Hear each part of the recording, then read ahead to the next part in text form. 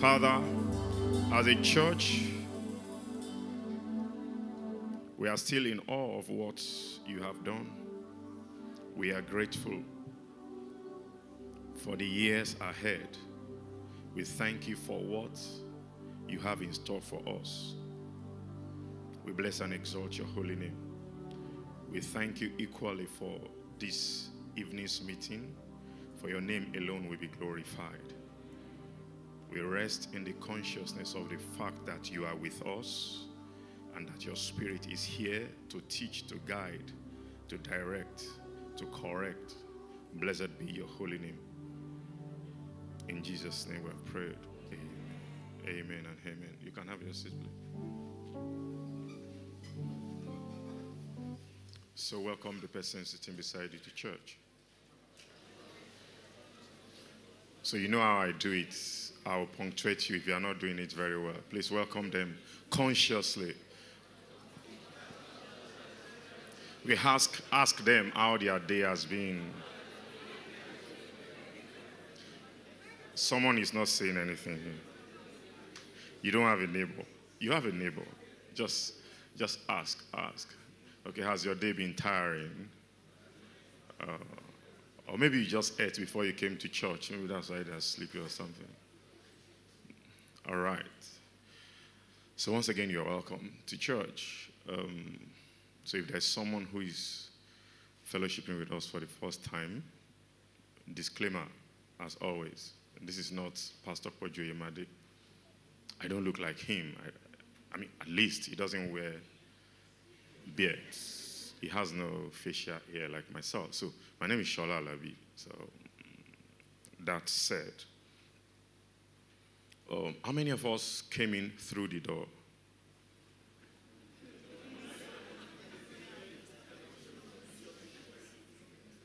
I mean, you could have friends like in the Bible who would, but people here are not ill, so let's say you all came in through the door. But I mean, nobody dropped down the roof. So I'm assuming that everyone came in through the door. When you got to the door, there are two things that could happen. It's that there may be an usher there holding the door who would help open it wide, or you will have to do the exercise by yourself and push through. The door we have here has a hinge that goes both ways, so you can go this way or this way. So I want to talk about small hinges that move big doors. Small hinges always move big doors. No matter how big the door is, the door cannot decide to do against the position where the hinge has been installed. It has to follow the hinge. So my elbow cannot decide to go the opposite direction. If my elbow does that,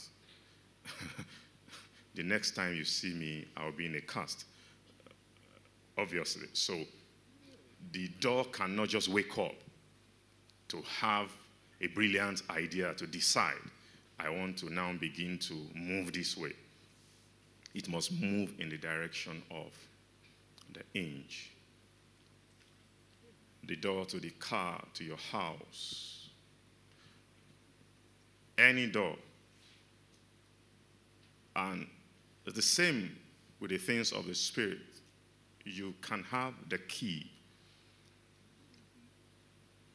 but if the hinge is out of alignment, you will have a problem opening the door.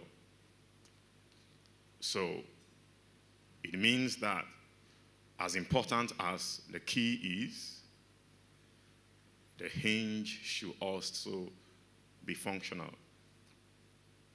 Now remember, for those of us who grew up in homes that have such hinges, at times they get weak, they make noise, and one of the earliest discoveries we made at those tender ages was that you can put oil and then the creaking sound will disappear. So much that we derive joy in now practicing that on other hinges you find around all over the house. What we just did was just reduce the friction. You should also understand that that principle is just basic physics. Now, you have to pardon me for those who are not, who did not do physics. Not everybody does science in one way or the other. You collect data, so that's it.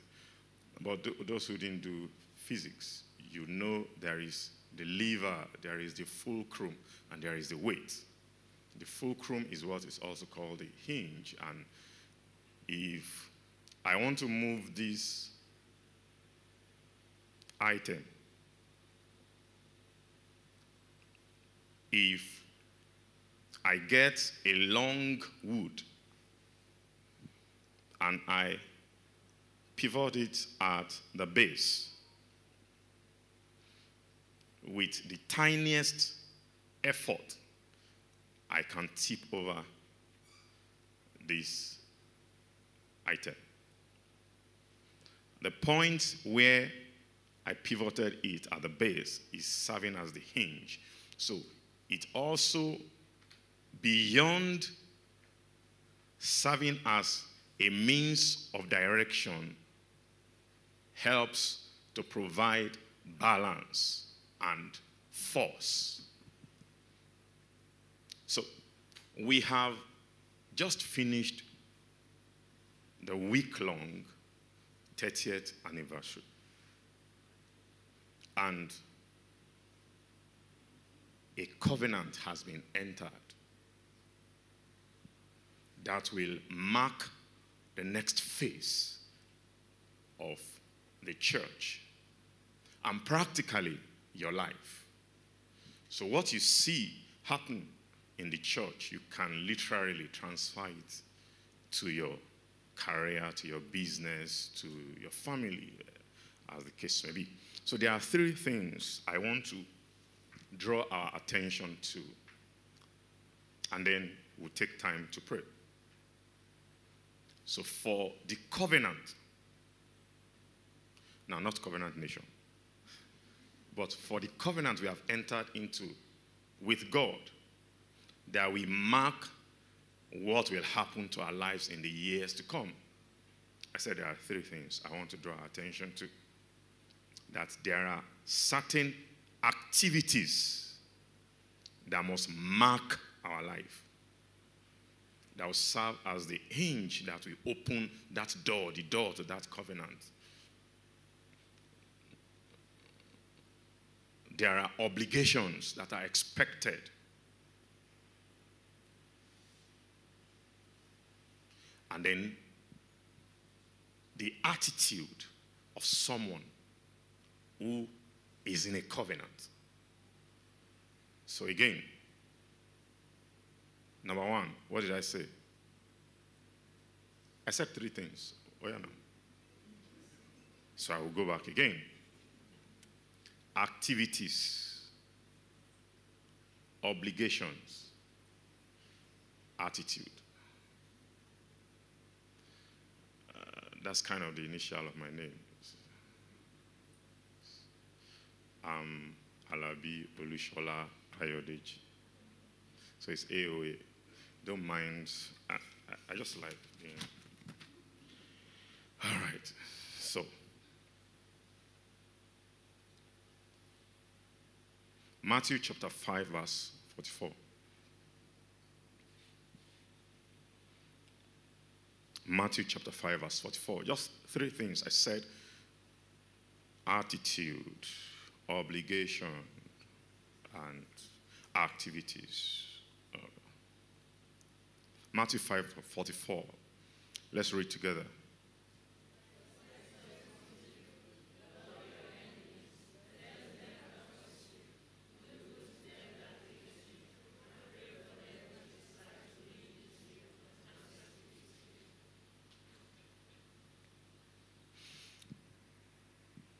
If you are a member of this church, you must have, if you have been a member of this church for like 1 year, I'm sure Pastor has read this scripture more than 5 times. You must have gone through it. And a crucial tool that is needed to open that next door wide for us to enter into that covenant is walking in love. And it looks small. In actual fact, you can ignore it. Most times, it's even difficult to understand. Like, most hinges are not seen. You don't see the hinge, you see the door. So the promises are great and beautiful. They are I mean, you can go through them. Once you go through your notes for the past few days, you will discover the promises, the things that has been said. But the truth is, entering into those things, one of the things you need is walking in love. And get it. It won't be the most obvious things. In actual fact, it will take you being sensitive to understand that you're already stepping out of line.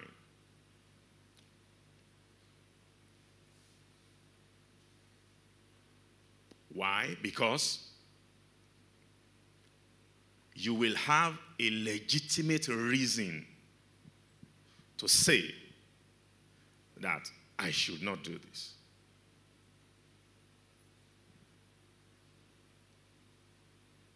You will have a legal right to exert some form of judgment, to exact punishment on that person.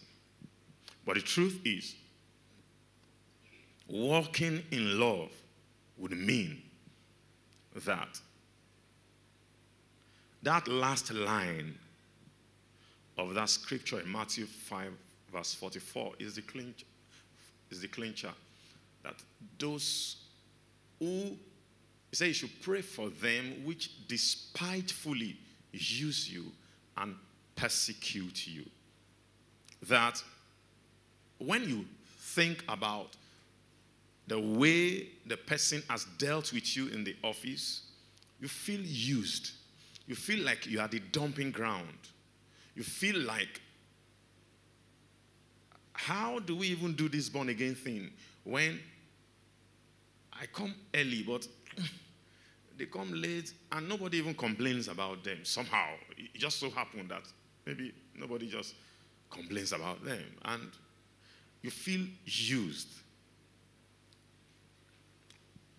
Entering into that which God has in stock for you requires that you will see them and pray all you pray for yourself over them.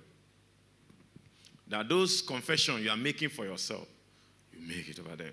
That what you wish yourself, the things you're asking God for, the promotion, everything, that is what it entails to walk in love. And this is the last thing I want to say on that. The hinge does not complain about the weight of the door. The hinge just turns as many times as people push through that door. So it means that as many times as they require you to walk in love with them, you must walk in love.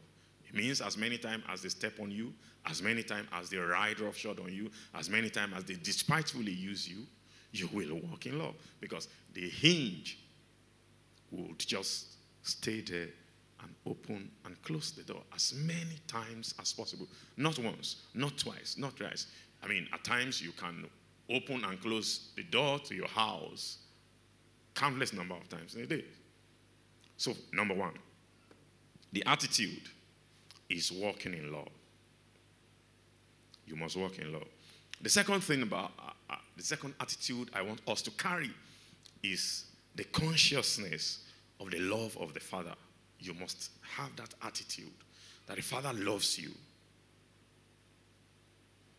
It's the attitude of someone who has a covenant. You must carry that consciousness that the Father loves you.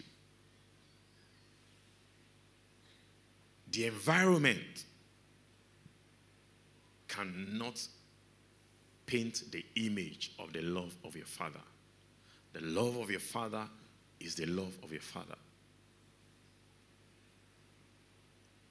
So I cannot paint the love my Father has, my earthly Father has for me, based on what people say, what I see around. No. The love my Father has for me is hinged on the conversations we have had, the relationship we had, the things he has told me in private sessions that no one is privy to. Those are the things that I hold on to. So yes, those two things. Make sure you walk in love. Make sure you carry the consciousness of the love of the Father. Did we get that? So that's the attitude of someone who is in a covenant with the Father. What's the second thing I mentioned? Obligations. Okay, all right, great. One of the obligations you have as someone who is in a covenant is that you are actually a hinge for someone's greatness. So you are the hinge that will be the one to open that door. So it's your obligation to pray for the person, to intercede for the person, to give to the person, to guide the person, to help such persons enter into what they have in mind. If we remember the story of the servant of Naaman, she was the hinge to the miracle that Naaman needed. She could have said, these people came to capture me in my town.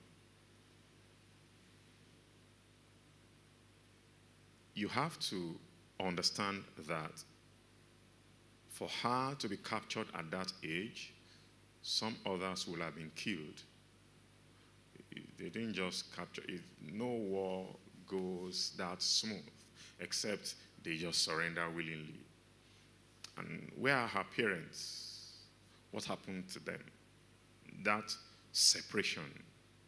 Yet, she understood. So she carried the consciousness of the covenant she has, and she was willing to be that hinge that will open the door for Naaman to get what God has in mind for Naaman. So, yes, it's your obligation in these days ahead to understand that you are not just a member of this house for the fun of it, that you are a hinge to someone's miracle. So say it, I'm a hinge to someone's miracle. I'm a hinge to someone's miracle. You should also know, I need to say this, Okay, let me take a poll. If you are not in any unit in church, please raise up your hand. Raise up your hand. If you are not in any unit in church, raise it up now. We're in the house of God, oh.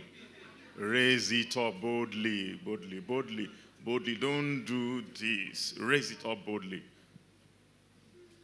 But what I'm saying is this: as someone who is a part of the covenant, it is your obligation to know that there is that which has been invested in you that you are supposed to supply. So you are actually cheating us, you are robbing us by not giving. You are that hinge.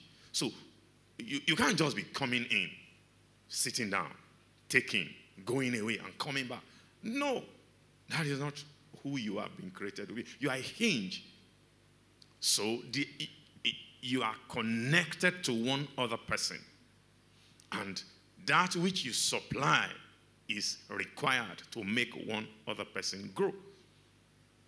So when next you come to church on Sunday, walk to the department you like to join and add value to that department. But most importantly, it is because you carry the consciousness of the covenant and you know that in the days ahead, to ensure that you partake of the covenant, you are a hinge in that regard. So don't just come and just receive without giving back. Do we get that?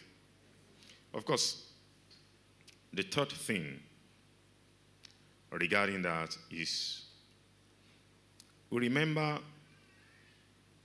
the children of Israel when they were going into the promised land.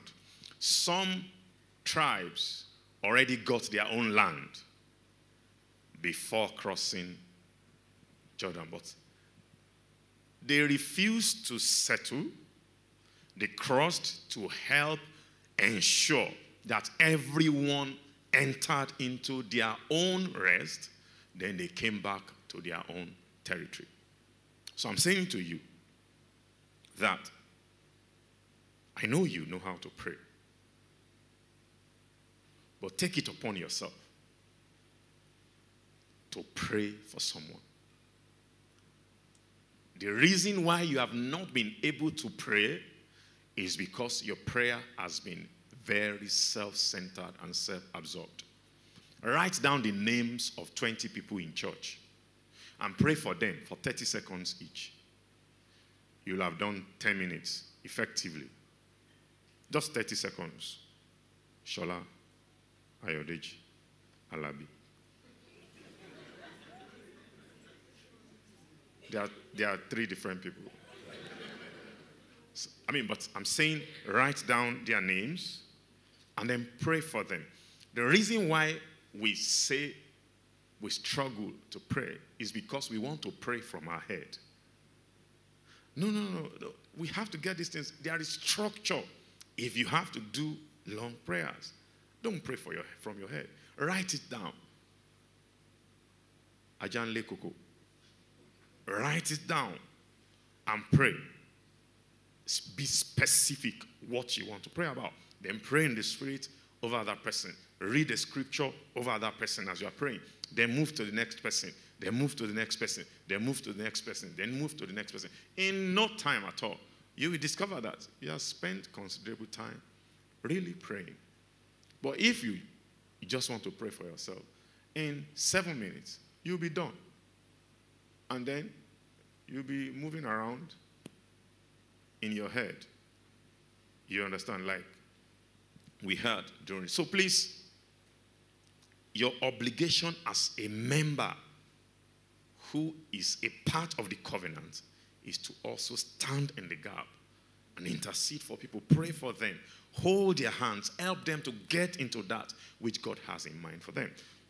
My assignment is very simple. I'm almost there.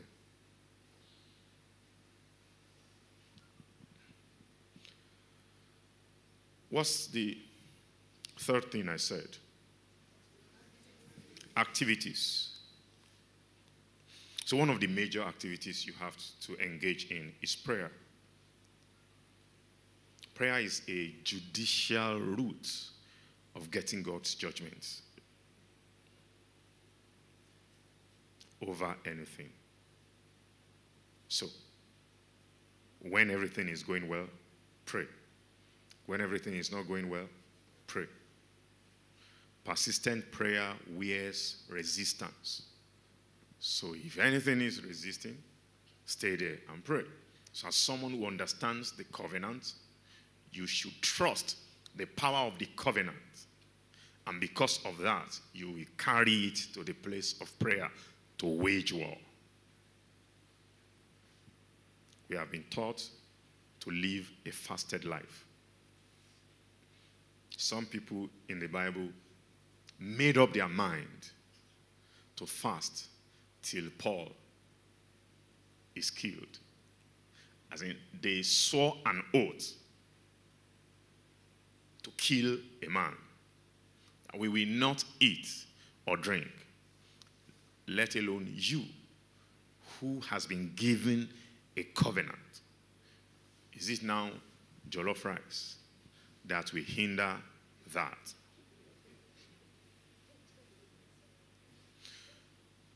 We are laughing now, but let me say this. I'm picking on all these things, and they are small things. Like I said, they are hinges. They look small. They are things that before you open and close your eyes, the day is gone.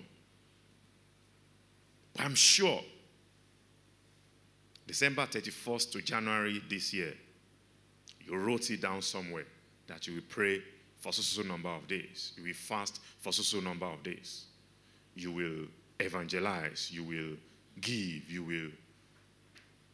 So just close your eyes and look at where you wrote them and give yourself a score. It has been discovered that micro resolutions are better than bigger resolutions. So, don't make large resolutions. Let's start with small things. So, how about fasting from 8 to 12? Just fast your breakfast. Fast your lunch. Fast your dinner. Fasting in the Bible. Now listen very well. There is no prescription for time. There is nowhere where it is said it must be started at 6 and end at 12 or 15 p.m. There is nowhere.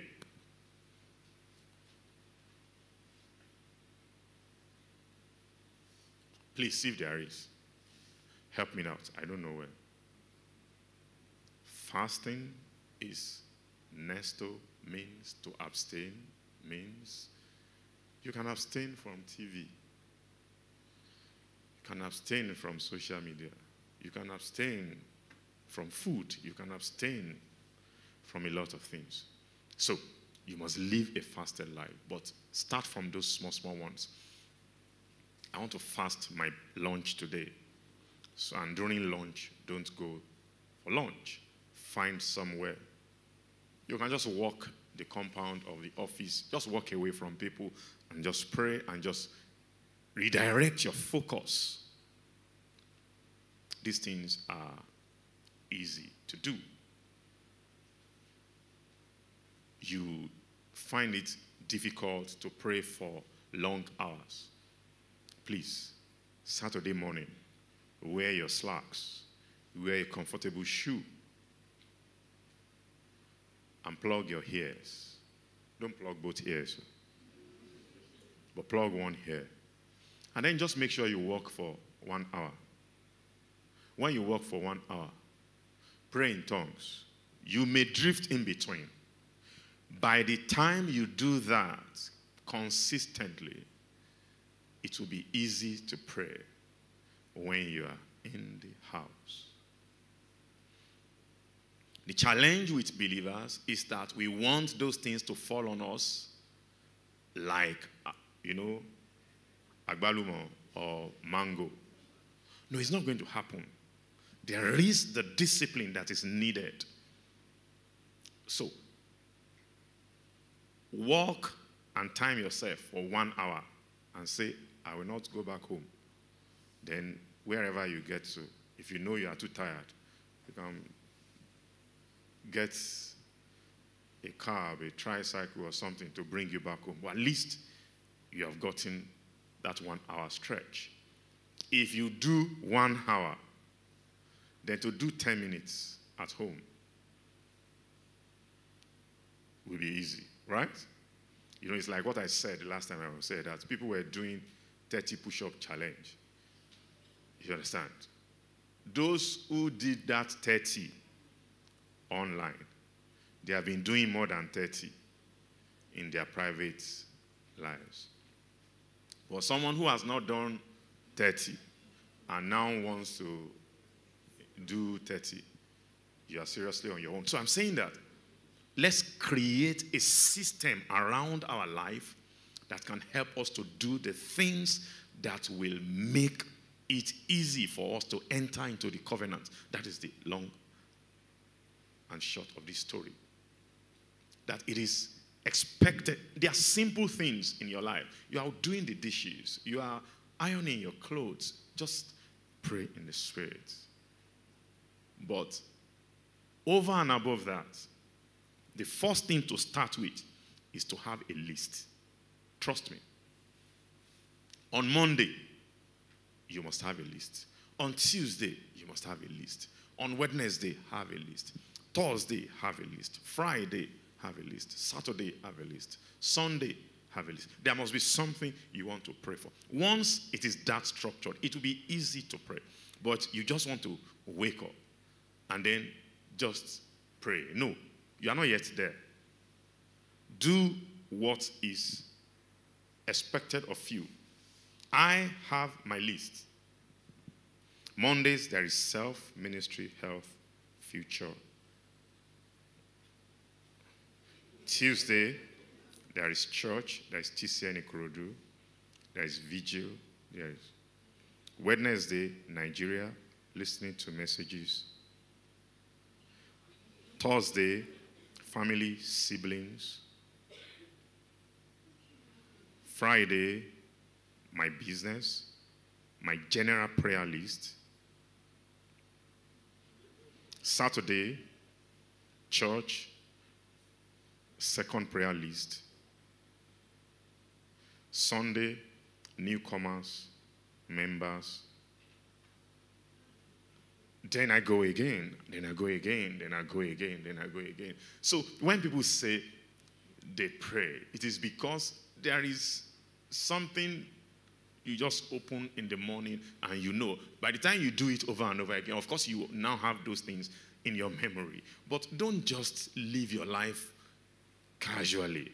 What you don't do in your career, you want to do in your spiritual life. It's not going to work. The goals you want, how you want to read, what things you want to read per time, you write them down. You now want to approach the things of the Spirit in an haphazard manner. It's not going to work. So please, one of the activities is fasting, is prayer. Another one is thanksgiving. I'll just refer you. Go and listen to Pastor's message, The Praise Cure. The Praise Cure. It will take that part. You know those lecturers in school that will just say, read my handout. Yes, just read that handout, The Praise Cure. It will take care of that. The last thing on the activity is tongues. Your tongue.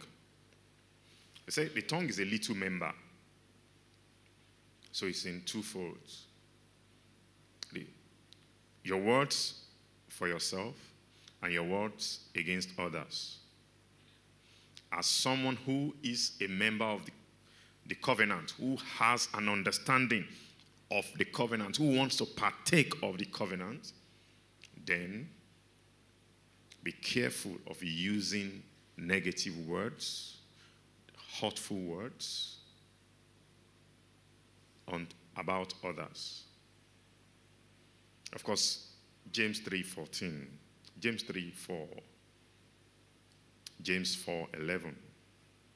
Those are the scriptures. I was just skipping the scriptures.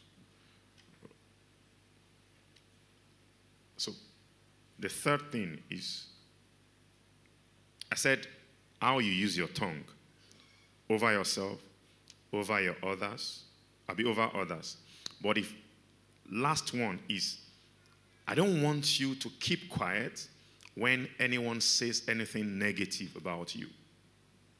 You may not respond, but it is your responsibility to nullify the effect of that over you as someone who has an understanding of the covenant. So don't just let someone say something negative and you are just giggling away. No, you cut into pieces.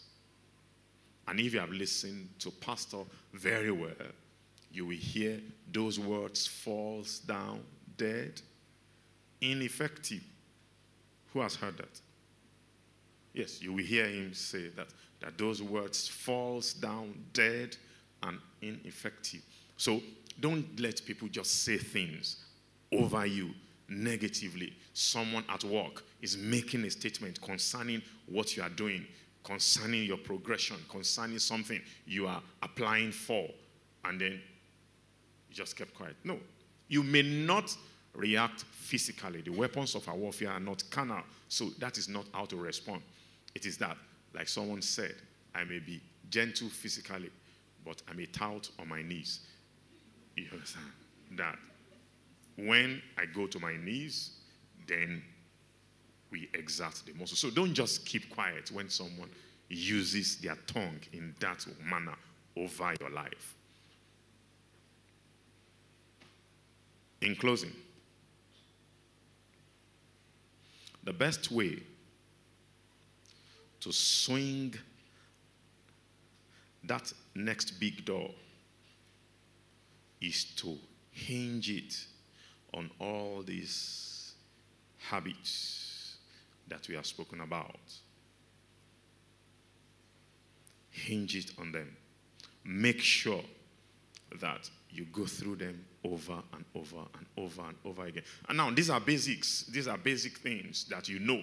I'm preaching to the choir here regarding these things. But, of course, it is our responsibility to remind us of the things we think we even know, so that we will not fall short of them. To someone, make sure you remember the best of what God is going to do in your life is going to come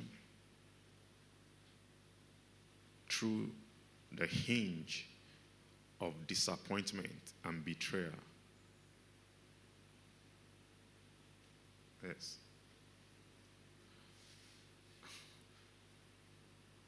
So because you have the covenant, you are not afraid of betrayal. You are not afraid of disappointment. You are not afraid of rejection. You are not afraid of those things. In Yoruba land, they will say, "Tí ògùn ẹni bá dáni lójú, èèyàn máa fi ń gbárí ni." That is, if you are sure of that thing that has been put together for you as a defense, as a shield, you will be willing to use it on yourself. You will be willing to show them that, look, this thing, they do wonder. Eh? Right. So you know what you are saying. So what you carry is what matters, not what people would say or what the environment would dictate. So the covenant requires certain obligations from you. Require you to carry out certain activities, and it requires you to maintain a particular attitude to ensure that you swing the door perpetually in your favor. Let's stand up in our faith to pray.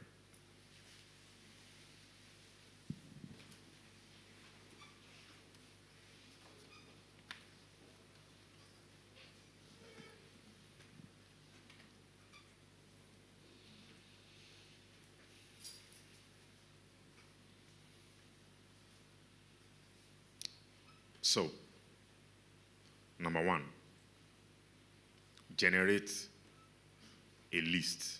Not yourself. Nothing related to you.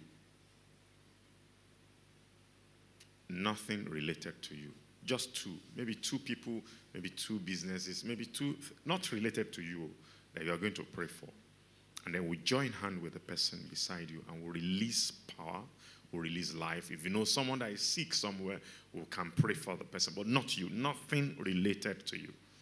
Two lists. Are you ready? All right. So just pray in the spirit. Hold the person right or left and just pray in the spirit concerning that thing. You are now praying for the person you are holding. The person you are holding is praying for you concerning those lists.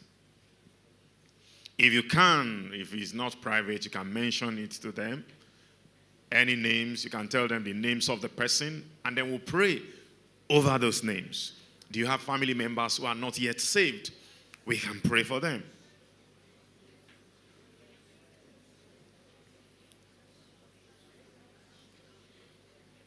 Pray.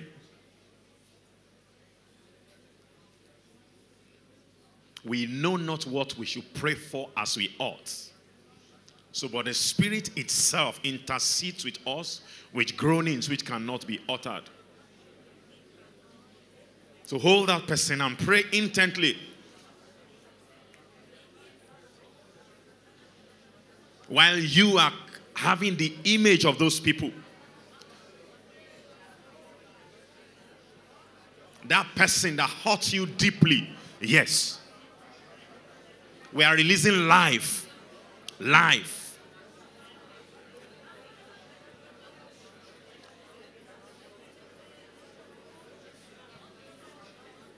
Pray in the name of Jesus.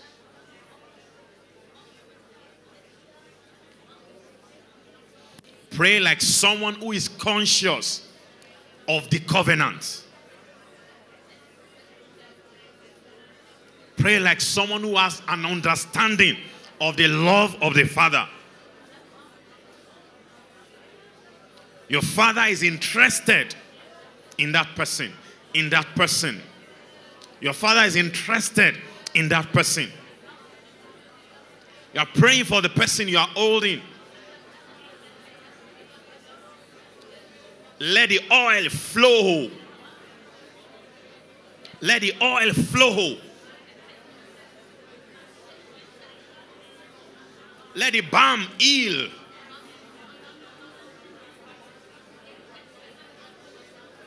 We release light. We release light.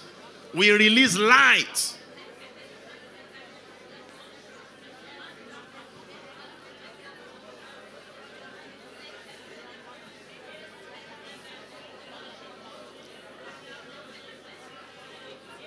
Make sure you are concentrated. Fix your gaze. Fix your gaze. Fix your gaze. Fix your gaze.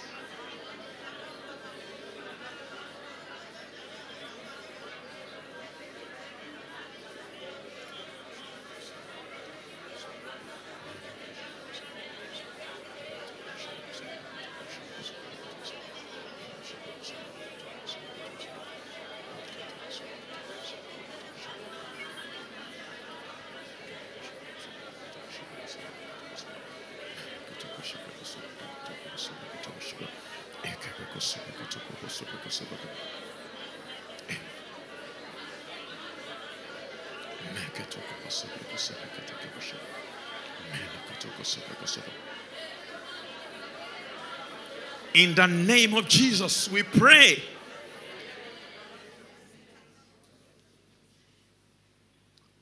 You will pray for the person you are holding now, the Ephesian prayer. That's their eyes. The eyes of their heart will be flooded with light. That the eyes of their heart will be flooded with light.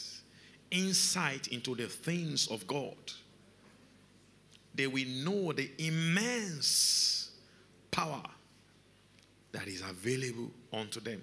In the name of Jesus. Begin to pray. The spirit of wisdom and revelation is given unto them.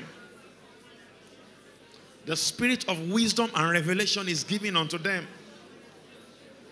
The spirit of wisdom and revelation is given unto them.